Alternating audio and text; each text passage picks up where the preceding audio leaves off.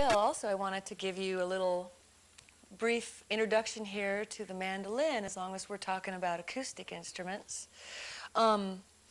It's sort of like a miniature 12-string in some ways, although there's 8 strings, 4 double sets here, but they're tuned together instead of octaves. And it's tuned like a violin, starting in G, and then D, and then A, and E. So it's kind of like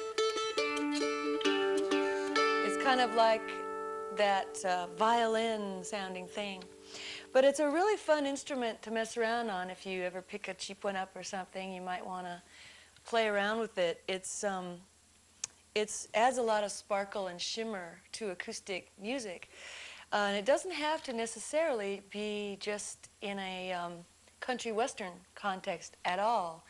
As a matter of fact, it provokes a lot more kind of Scottish and brogue and Irish images for me, as far as how it applies to rock and roll.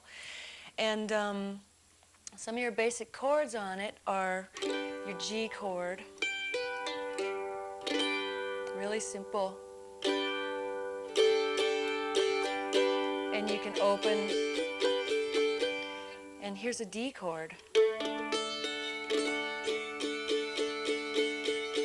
if you want to move it to a D minor, you move your third down one note.